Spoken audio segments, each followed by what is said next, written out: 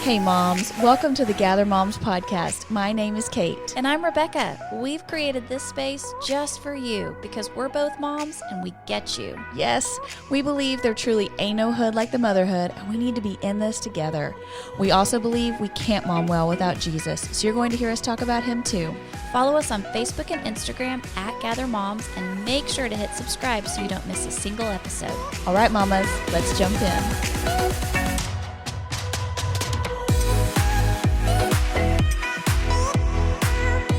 Hey moms, welcome back to the Gather Moms podcast. Hey, we are interrupting our Mind Your Motherhood season to bring you an episode about Halloween. We recorded this episode last year and we talked about where Halloween came from and what we believe about it and all kinds of random things. You're hopefully going to laugh. You're going to learn things about Halloween you maybe thought you never needed to know, but we wanted to bring that to you. We had some fun recently on our socials doing some things to get ready for Halloween, and it brought up some questions about what we believe and how we as moms can approach Halloween. And you know, that is so much up to your discernment, but this episode is all about just having the conversation and considering how we want to approach it with our families. You know, I thought it was so timely that we bring this episode back because I was just feeling convicted recently that as a mom wanting to pass on my faith to my children, we are not in a good rhythm right now of having devotionals together as a family or reading the Bible. You know, that was always my vision, is that we would sit around in the evenings and read the Bible or Bible stories. And with the pace of life we're in right now, that is not happening. But I thought about the verse in Deuteronomy that teaches parents that we actually pass on our faith as we go. It models this as we go parenting, that as we go out and as we come in and as we lie down and as we get up, that those are the times that we are sharing our faith with our children. And it really reminded me that the holiday of Halloween gives us an opportunity to how we go parent. That as we see pumpkins and as the fall season comes upon us, that we have an opportunity to point our children to God in these things. So whether for you that's reading the pumpkin parable or cutting out your jack-o'-lantern in a way that teaches the gospel to your children, or helping them recognize God in the seasons and in the fall, that you give him glory when you eat some pumpkin spice cake or drink something yummy, you know, apple cider that's fall, that we point to God. And so I hope we see this holiday on our American calendar as an opportunity to, as we go parent and show our children our faith. So let's jump into this episode all about Halloween. Welcome to episode 82 of the Gather Moms podcast, and we're in our series of Help, and we are covering a topic that we have not discussed before, but dun dun dun, it will affect every home in America and many homes actually across the world this month. Sounds ominous, right? You think it's every home? Listen. Oh, I'm about to prove it. I got receipts. Oh, you got receipts. Yes. So if it feels ominous, that's because it is. We're talking about Halloween. Oh, we need like a little creepy voice to come in right there. I know, but like, doesn't it, you always feel like you have to have like, woo. I don't feel like you can say Halloween like a fairy.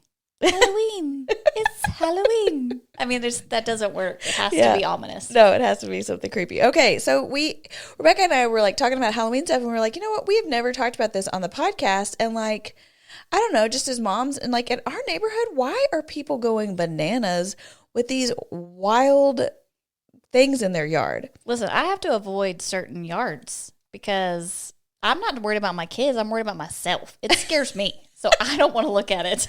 Down like one street, and he hasn't put it back up yet this year, but there's like this like 10-foot tall clown. Yes. With like, you know, that looked possessed. No, there's one that's got like a 10-foot skeleton, and it's like leaning over the back of the fence because, you know, some yards you drive behind them. Yeah. And it's like over the back of the fence, and it like scares you because you don't expect it, and then there it is.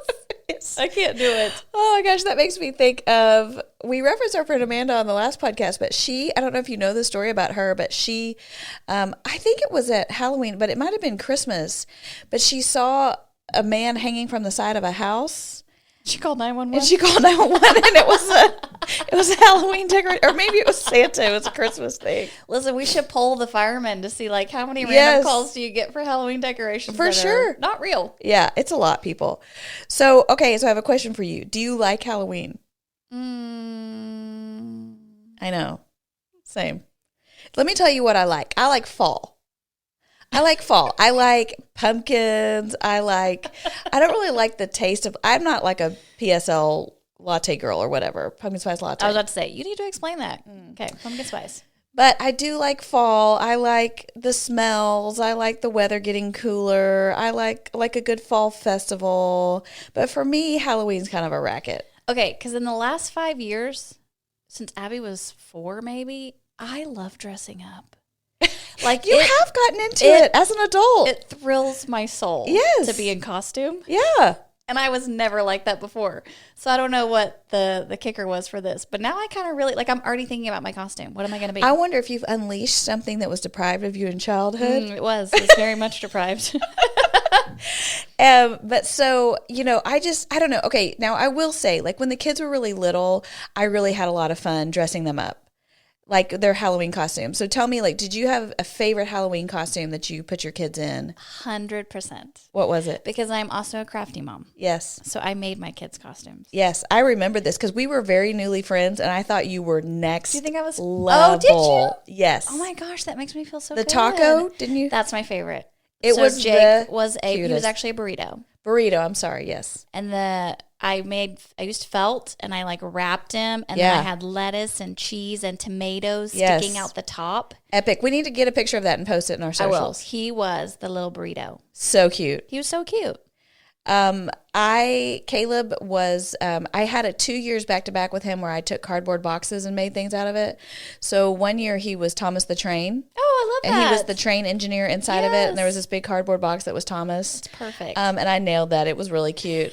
And the next year, I nailed that. The next year he was Lightning McQueen, and the box was Lightning McQueen, and he wore like a race car driver costume. And then you felt like maybe the cardboard box had played itself and then out, it was so done. You were off. Yeah, and then it was done. Yeah. But he played in those cardboard boxes for forever, so that was a win.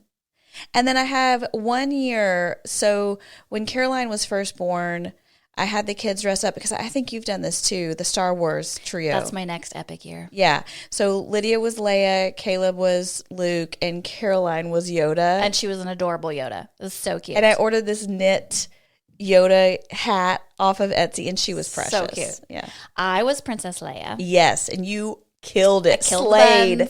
Yes. I went to a costume party that year, and I did win. I'm just saying. You did? Yes, I did. I did not know that. I don't know if maybe that was the beginning for me, was the Princess Leia. And then I was like, oh my gosh, if I can win things, I'm going to dress up every year. So last year was one of my faves too, but it did not go over as well as I had expected. I was a pink pearl eraser. Yeah, I remember being like, what are you? I thought it was so clever. What got you in your mind that was going to be a win? Because I like to be things you don't expect. I don't want to be a fairy. I don't want to be a pumpkin. I want to be something random. And it was too random, and nobody got it. So I'm going to bring it down this year. Don't worry. Okay. I'm going to be something more like people can see me and know me. And I cannot wait. I cannot wait. The practical side of me has a hard time paying for a costume for myself, even if it's not a lot. But just like, buying something, it's like, oh. So I buy stuff after Halloween. I know you do, because I've done it with you before. Save it for the next year. Yeah. So I've got some wigs in my closet. I need to get up there and see what kind I have. So maybe I can make my costume around the wigs. Well, and I've gotten to the point with the kids where in the last few years, I've just been like, because we have all this dress up stuff from years and stuff. And I'm like, figure it out. Go look for what you have. Oh, no, man. We're doing all the costumes this year, too. I'm like, y'all, what do y'all be? You're buying costumes in 2022 in this inflation times? So Judd wants to be Top Gun. Oh, that's cool. So we have this old... It's not old. It's like he's just never worn it. Leather jacket in his closet. So I'm going to sew a patch on for Top Gun. I bought him some aviators. Cute. Okay, that's cute. You can do a little mustache. I need to do them. No. No, it was Goose that had the mustache. Oh. Yeah. I thought they all had the little mustaches in the movie. I think Tom Go Cruise check. did. Go I'm gonna check. Not Tom Cruise, but the other guy. The next gen people did. I'm confused. Isn't Top Gun Tom Cruise? Yeah, but are you not talking about the new movie? I'm talking about the new movie. What's it called? Oh, no. We go on old school. Okay. Listen. Okay. I mean, the new movie's great. It's actually like a really good sequel, but I thought it was really good. it was really good. Yeah. We're going old school. Okay. Yeah. Okay, well, you're fun. Yeah, Caroline, for her birthday last year, she wanted a Spider-Gwen costume as one of her presents. So she got that present, and I remember thinking to myself, hot dog, there's the Halloween costume. There it is. So when she comes this year and says, Mom, you're like, you can go be that. Yeah. Okay, here's part of the reason, too, why I think I love to dress up as an adult, because I did not do it as a child. Okay, so let's talk about our own Halloweens as children. Tell me, life in the bubble. What was Halloween like? There was no Halloween in the bubble. Seriously? This is a vivid memory for me. My dad put black trash bags over the front door so that you couldn't see in our house. We turned off all the lights and we sat in the back of the house and you did not answer the door. That is next level. We like boycotted without the posters. Did Halloween. he ever talk to you guys about it? Like why he... Isn't that funny that I don't remember like the spiritual conversation that went with it? No, I'm just thinking. It was just my parents hate Halloween. Yeah, because that's a lot, dude. That's intense. And one year I got to go trick-or-treating, and it was only because I was in ballet that year, and they had to buy a costume for the ballet recital, and so I just wore that costume. Okay, see, and that that's sounds what like I a did. Kate move. Yeah. Yes. And now Steve and Judy hand out candy because they love it. They think it's so fun to see all them kitties in their costumes. What do you think changed? I don't know. They lightened up. Listen, my mom did tell me she's not doing that this year because candy's expensive and she's not buying it. Hey, you know what? When we did that episode about inflation, we had a couple of people reach out and say candy is way up this year. And I think more people are going to trick or treat because they're going to like trick or treat for the year. Like I need candy for the rest of the school year. So we just going to do like a double round in the neighborhoods. Yeah. I ain't doing it, people. I ain't giving you more than one. If I recognize your costume, you out. Oh, okay. You already been here. Well, and you're on a more popular street. I'm in a super popular People place. have to really be committed to come down to where I am. That's very true. And I'm great with that. So, you know. And I'm married to the man that's like, we cannot run out. Yeah. He's embarrassed, which I Yeah. don't know why he's embarrassed. It's Halloween. Oh. You're a pastor. Yeah. Pastor Halloween. I don't know. I don't know. Yeah, I get it because they know who he is. And Listen, so, they're getting cheap candy this year. yeah. Okay, so I have a question for you. Do you know what the most popular candy sold at Halloween is? Reese's. That is bougie. Nobody has the money to be paying for chocolate and peanut butter. Are you serious? Yeah. No, it has to be a sugar candy. Those little dum-dums, those little suckers. No, but that would be, I think that's a good idea. I like giving those because those are cheap. I do too. And my kids like those. I love the those. girls do. Yeah. Okay, the most popular candy is Skittles. Is it? Yeah. I love Skittles. Yeah. And isn't it good for all them allergy kids? 'Cause Yeah, that's the other thing. All them allergy kids. Yeah. I'm always worried about the allergy I kids. know, I'm like, I I don't know. want to like send somebody to the ER. I know, because I have one of them allergy kids. So my Halloween growing up, so we were like Creaster Christians, you know, like my family went Creased? to church on Christmas and Easter. Creaster. I've never heard that word before. Well, there you go. Okay. So ain't nobody blacking out windows at my house. They're like, let's go. We are all I wish in. I had pictures. If only I had a picture of our house at Halloween with all of us huddled in the corner in the back. And my mom dressed me up one year. It was the cutest thing. Do you remember that show, I Dream of Jeannie? And there was the little Jeannie girl. I don't know if I could watch that in the bubble. She was like half naked. Okay, well, that is the costume I wore. I think I was like 6 or 7 years old. My mom put me in like, I had a high ponytail on my head and like this little crop top with like balloon sleeves, That is sheer awesome. pink, and little like genie pants and stuff. And I was so cute. And then I think the 3 years following that, I was a witch. Okay. Can you imagine? Look at how different our childhoods are. Oh my gosh. We would have run from you in the neighborhood if we'd seen you. And then for a couple of years after that, my girlfriends and I wanted to be babies. So we would like, I don't know how we would dress as babies exactly, but I remember wearing pacifiers around our necks. You wear a diaper. No, but we Okay. dressed up as babies. Those are the only Halloween really costumes I can remember. But Halloween in our house, I mean, it was just, you know, but I don't remember it being like a big deal. I do remember one year we roasted pumpkin seeds and I thought they were good. And so then last year I tried to roast pumpkin seeds with the kids and we were all like, this is disgusting. Yes. Why are You we don't doing like this? pumpkin spice latte. I'm surprised you would want a But I like pumpkin seed. seeds. I like seeds. I like nuts. So I thought maybe, that I would like it. I just had never met somebody who said that their favorite holiday was Halloween. And I know lots of people who their favorite holiday is Halloween. They love it. So many people love it. They love it. Okay, so let me ask you these questions. Now, I know you didn't do this as a kid unless you were being rebellious, but maybe in your adult life. Have you ever been to a haunted house? I don't think so. What? You've never been to a haunted house? Kate, for the bubble person, that is like, that's like hell. I can't do that. Okay, so then I think I know the answer to this question. Have you ever done a Ouija board? Oh my goodness. I cannot believe you're asking me that. That is evil. There's no way. Even watching it on TV is a little much for me, okay? I can't do it. Okay, at a sleepover, did you ever do light as a feather, stiff as a board? No, what is that? Oh my gosh. I have no idea what that is. It's like a seance or something, and it's a completely nonsense, just like a Ouija board or whatever. But girls, one girl is laying down, and the other girls put 2 fingers underneath her, all around her, and you like chant, light as a feather, stiff as a board. I don't think you can do that.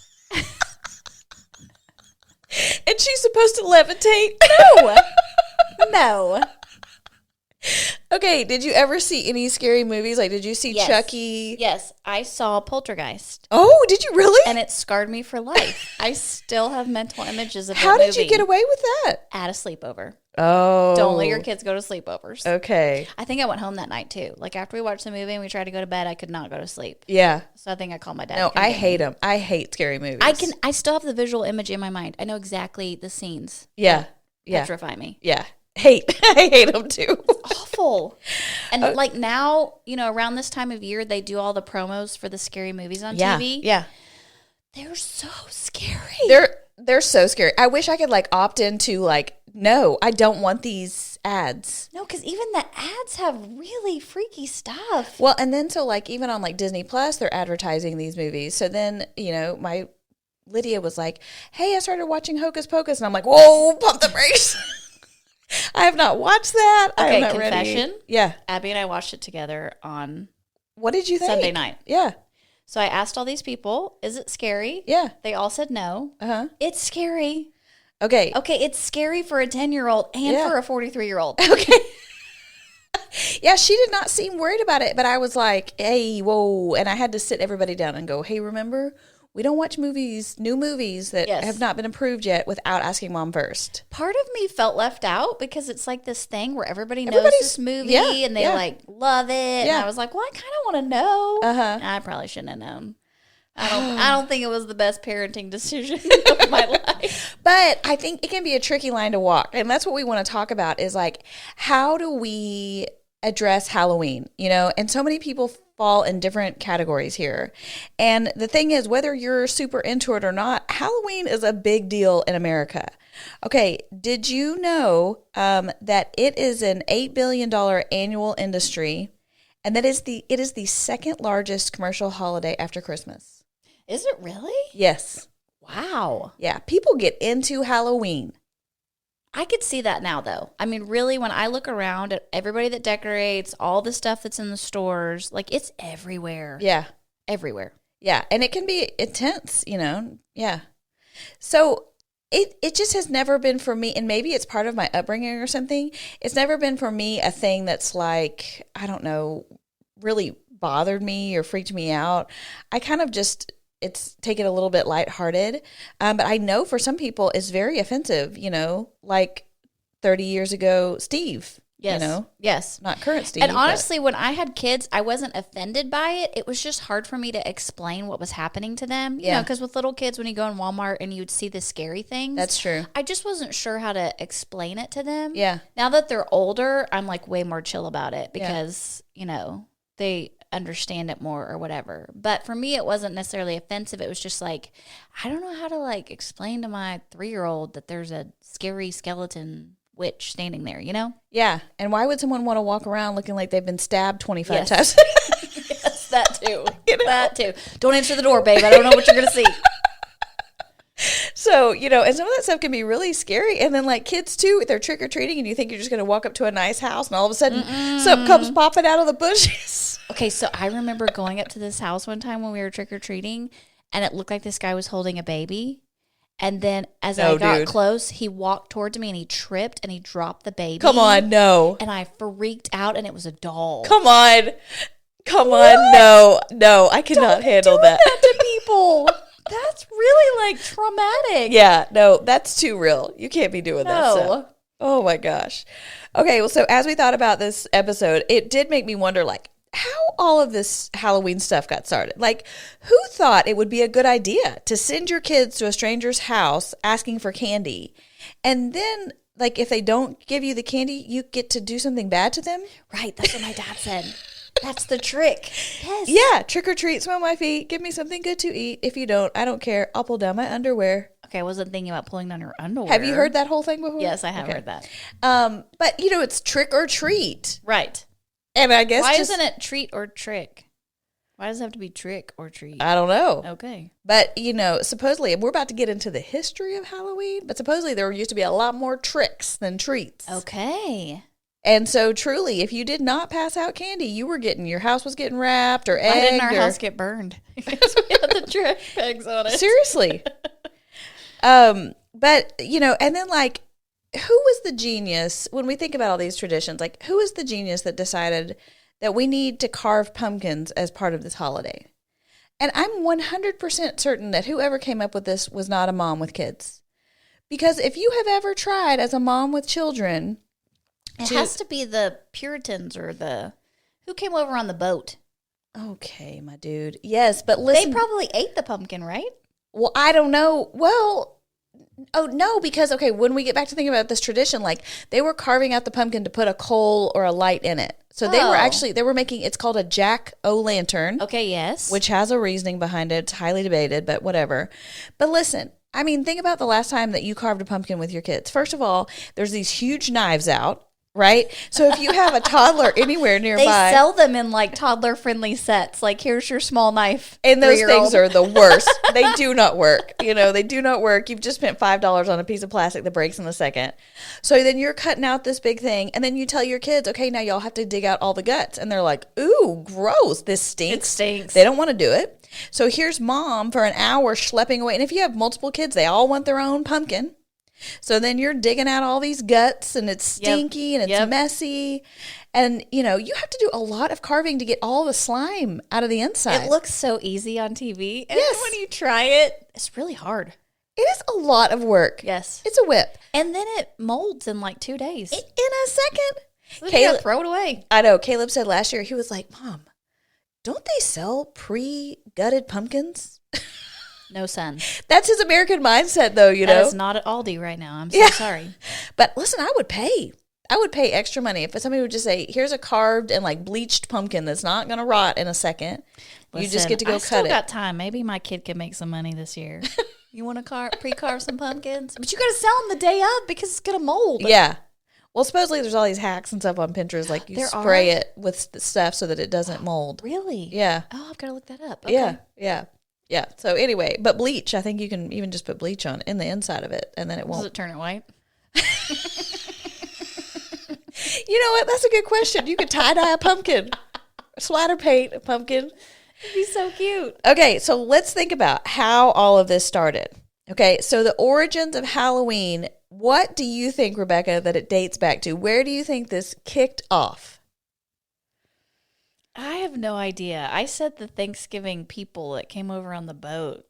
Okay, the Thanksgiving people that came over on the boat. Okay, well, that's wrong. It was a long time before that. Back to Jesus days? Like literally when it changed from BC to AD, like around that time, dude. Like first century. Okay, but isn't that when Jesus was here? Yes, 100%. Yes. Jesus was here when Halloween was here? Well, no, it was different. Okay. Okay, so in the area where Ireland and Great Britain and Scotland, all that stuff, okay, there were people there that lived and they were called Celts. Okay. And they had these pagan worship things that they did. So they saw the year in two major time, like we see like 4 quarters, like 4 seasons. They saw the year in halves. So they saw it as light and dark. Okay. So half of the year was light, which makes sense. It's like spring, summer, and early fall. and then half of the year was dark. Yeah. Okay, so when the year changed from light to dark, that would have been at the end of harvest season, which would have been like October 31st. And you've just harvested all these pumpkins. Right? Didn't you grow them? No, but I love that. Okay, where the pumpkin comes in is highly debated. Oh. But I don't know that the Celts were They're looking around at all these pumpkins going, what should we do with them? Listen, I'm into it, but I don't know that that's part of their whole thing. But so they believed then that as this transition from light to dark, that the veil between the two worlds became thin and the spirits crossed over. So that between the living world and the dead, somehow it becomes thinner during this time. Okay. So the spirits cross over. And then this celebration, it's a Celt word and it's spelled Samhain. But you say it Samhain. I know it doesn't. You wouldn't think that's what it would be. Doesn't sound like Halloween. Yes. So these ghosts that would come through, they would damage crops and cause trouble, and the Celtic priests would be interacting with them to try and make predictions for the year, and people who didn't want to be messed with by these spirits and stuff would put on a costume, which would usually be like an animal head or something like that over them so that they would be disguised from being interrupted from these people. They would tell fortunes. They'd have big bonfires. Some traditions say that the bonfire was to draw the spirits in, and some would say it was to keep them away. But they would, have a big bonfire, which is like, okay, we do bonfires in the fall. Sure, why not? Never going to see a bonfire the same again. And they did say, this one thing said that they made lanterns out of gourds. Okay. So, and there's this whole thing about that the jack-o'-lantern myth comes from that Satan put some man to hell, but he asked if he didn't have to go or something, so then he just ends up roaming the earth. So Satan hands him a turnip, and he carves it out, and he makes it a lantern, and he puts a coal from hell inside of it, and he roams the earth, and his name was Jack. That sounds really dark. And so Jack of the Lantern, yes. And so that's where we get Jack-o'-lantern. Listen, nobody so knows. I'm saying a bad word when I say jack-o'-lantern? No, I think that's nonsense. I think that's absolute nonsense. I think that's just myth. Okay, so then listen. So around this time, so that's 1st century this is happening. So in the 5th century, then we start getting popes. We've got Catholicism and stuff. Okay, so then May 13th of the year, it was All Saints' Day. Well, then a century later, the next pope, I think his name was Benedict III or something, he has this bright idea. He's like, hey, what if we make All Saints' Day November 1st? So then All Saints' Eve is October 31st. So he's going to kind of Christianize this pagan holiday. Okay. Because by this time now, the Romans have entered into Ireland. Christianity is entering into this area. Catholicism is entering into this area. So they start Christianizing what is essentially this holiday. Okay. And it becomes All Hallows' Eve, which hollow means holy. And so then the next day is Halloween. So is it pronounced Halloween? Holy? Yeah, I mean, I guess it means holy. I don't really know, dude. I thought that was all confusing. That's but fascinating. November 1st is All Saints' Day. And so what they still celebrates All Saints' Day? I think Catholics do. And here's the thing. In Hispanic heritage, they celebrate Dia de los Muertos, and that happens on November 1st. I could be getting this slightly wrong, but it's all around the same time. But they believe, and they don't believe it's anything spooky or anything, but they believe that the spirits of the people that have passed on come back and visit at that time. Their loved ones. Yes. So they set up like altars in their home with pictures of them, foods they liked, flowers and stuff like that.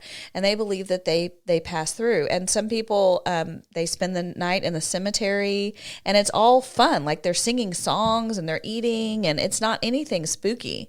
But, the Hispanic culture is highly influenced by the Catholic religion. And so you can see how those things intertwine there. It's like a meshing of a bunch of different things. Yeah. Isn't that interesting? Yes. Okay, so then you wonder, how did this get to the United States of America? Well, the people on the boat. The people on the boat. You're so smart. Okay, so then in the 19th century, in the early 1800s, when there was like a potato famine and stuff in Ireland, all of those immigrants start coming over to the United States. Well, when they did, they started bringing these traditions with them. And so then slowly it starts to roll out. Well, come to find out that early when this started happening, there was a lot of mischief that was associated. Part of the holiday was that they would go and play pranks and stuff like that. So it was not a well-regarded holiday to the Americans. And also there were a lot of Americans that were just like not into Catholicism and all these immigrants. I mean, it was problematic for them on a lot of levels. But the other piece of it, for where we get the children going from door to door, is the research said that American children took note out of the European book of going door to door asking for treats or soul cakes. So what they would do in Europe, in Ireland and Britain and stuff, is they would go door to door and ask for soul cakes. It was called souling or guising, like a guise, like you. And if they gave you a soul cake, then you prayed for their relatives or you prayed for them. And if you didn't, then you were able to give them a trick. And so then that's kind of how that came over to America. So I should be praying for the children that come to my door to get candy. Hey, they should be praying for you, dog. You give them a candy, you're like, pray for me now. This is the deal. I'm going to put a sign outside my door that says, at this house we pray. I feel like I should warn them before they come to the porch. No, they're going to come up and they're going to say, trick or treat. And be like, I'm giving you this candy, but you got to say that you're going to pray for me. That's how we're going to Christianize this whole situation. So anyway, it started getting popular in the 1920s. That was when like the first costumes were made and stuff. And then we have the World War and the Great Depression. So everything kind of chilled. But then by the 1950s and like once the economy recovered, then we hit the boom and Halloween becomes a big deal. And something about this woman in Canada started this whole thing with fall parties because they were trying to like make it not about mischief anymore, right. And try and make it about just having fun and stuff. So slowly the culture changed and we have what we have today where people are dressing up like Paw Patrol and superheroes and, it's not just scary stuff anymore. I feel like it's more scary than fun. I mean, yeah, I agree. But, my kids don't dress up as scary stuff. So what do you think about that? How do you feel about that history lesson you just got there? To me, it sounds random how they all like different things. And then this person tweaked it and this person tweaked it. And now we got all these like meshing. I mean, honestly, though, when you look at all of the American holidays, you're like, what are we just making? Like, we just did National Sons Day and National Daughters Day. And there's like all these national days that you're like, somebody out there is just picking. They're just like, ooh, National Hamburger Day. Ooh. National Manicure Day. I don't know. So I can't keep up with all that. That's too much pressure. Well, and that's okay. I think that's part of it. So I feel like we make everything so complicated, and it's like, you got to do this. You got to do this. Okay, now let's add this to this, Because I think that's one of the other pushbacks for people with Halloween is that if you don't do it, you feel odd. Yeah. You feel left out and weird. Yeah. And so I don't know if we celebrated Halloween when Jake was super little. I mean, I don't know because I was like, I don't know if I really want to do this or not. Sure. But then everybody's doing it and the church has a fall festival, but kids dress up and then you're like, well, we already got the costume, so maybe we should trick or treat. I just feel like there's a lot of pressure for moms. Yeah, I agree. And it's hard to know, just how to navigate it well. And like, I think just as Christians, when we come from that perspective, we can look to the Bible and say, okay, we know for sure that we are not supposed to participate in witchcraft. We are not supposed to participate in demonic things. We are not supposed to we're not supposed to intentionally subject our things that are going to evoke fear in us, right? Yes. And that's one of the reasons I feel like, as a believer, I'm not going to go watch a horror movie because there is nothing there for me that is contributing to me being healthy. It's creating something in me that is not from God. Right. And so I'm not going to subject myself to that and allow those fearful thoughts and ideas and stuff, just like you just talked about with your horror movie. And I have that same experience. Those things plant in your heart and mind. They do. And so that's an area where I'm careful about it.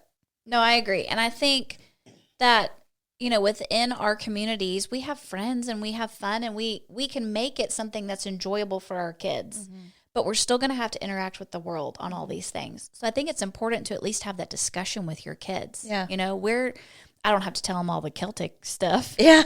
But, when you're seeing skeletons and witches and scary things, you feel like you need to be able to talk to them about where is this all coming from? Yeah. But even with Christmas and, the Jolly Guy. Exactly. All this stuff. Right. Yeah. And I think we have the opportunity to redeem it in the way that we can. And I think we have done that, and I feel like Christians of old that's what they've tried to do. I feel like, they took what Easter was a pagan holiday, and we redeemed that, for Christ. I feel like Christmas, there's so much about that was pagan, and it's been redeemed. Wedding ceremonies have so much pagan background, and that has been redeemed. I think that, as I was researching this, there are people out there that feel so strongly that anything having to do with this is, demonic and satanic and occultish. I personally do not see that. Now, I would like to say, if you're listening to this and you feel strongly about that, if that is your conviction, then go with that. For me, I have never experienced satanic oppression. I've never, known Satanists. I've never seen the occult. And so it's not something that I am particularly feel like that needs to be something that we are, I'm trying to be careful with my words here, that we are abundantly cautious toward. What our tact has been instead is to say, okay, our culture is celebrating this holiday. How can we do this in a way that feels good to us and feels safe to us? Because I think actually Halloween affords us an opportunity to interact with our neighbors and our community in a way that we don't get to at other times of the year. No, I love the way you put that. How do we as a family decide that we're going to celebrate this in such a way that it's beneficial to our family? Yeah. And I think that's a great way to look at it, because I do think it does provide, even with our churches that do these fall festivals, you have families come that have never been set foot on church property before. And even in our neighborhood, some of these neighbors I don't see that often, but in this one night, we get to all kind of hang out together and have this camaraderie. And so I think that does provide an opportunity to at least extend, a hand of fellowship and kindness to each other. Yes. And I do think that different families have different convictions. And I agree with you. If you have a conviction about it, then stand by that. Yeah.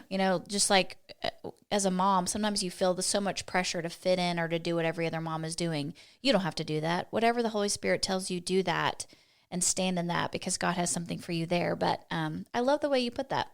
Well, thanks. And I think that applies just like you're saying. I think it trickles all the way down. Like, you don't need to feel the pressure to have this certain kind of costume or this certain kind of candy or your house decorated. Do what is best for your family, for your budget, what you guys feel led to do.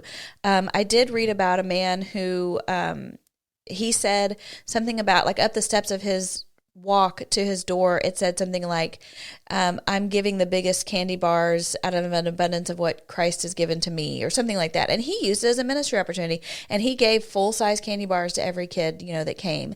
And that was how they chose to celebrate. And I think the Bible gives us room here when it helps us to know that we have discernment in things like this, and we can make choices. So in Romans 14, this is a little bit long. I'm going to read it to you. The whole chapter is actually very good for tackling issues like this, because it talks about our conscience and how we have an opportunity to interpret things. But here's what it says. Paul says, "As for the one who is weak in faith, welcome him, but not to quarrel over opinions. One person believes he may eat anything, while the weak person eats only vegetables. Let not the one who eats despise the one who abstains, and let not the one who abstains pass judgment on the one who eats, for God has welcomed him. Who are you to pass judgment on the servant of another? It is before his own master that he stands or falls, and he will be upheld, for the Lord is able to make him stand. One person esteems one day as better than another, while another esteems all days alike. Each one should be fully convinced in his own mind. The one who observes the day observes it in honor of the Lord. The one who eats, eats in honor of the Lord, since he gives thanks to God, while the one who abstains, abstains in honor of the Lord and gives thanks to God. For none of us lives to himself, and none of us dies to himself. For if we live to the Lord, and if we die to the Lord.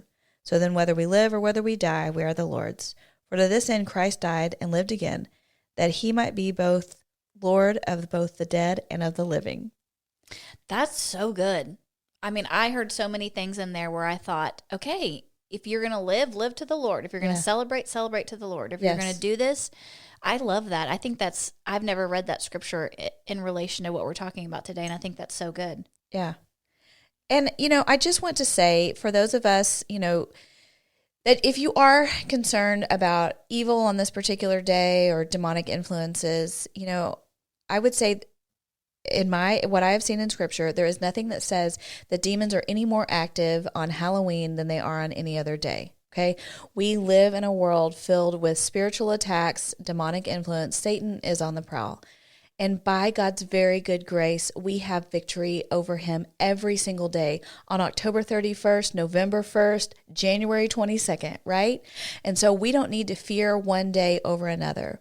And I think that's a message that we can pass on to our children, that we serve the God. I thought it was so fitting as we talked about Halloween and read this very last line, because it says that he might be Lord both of the dead and of the living. Yes. He is God over it all.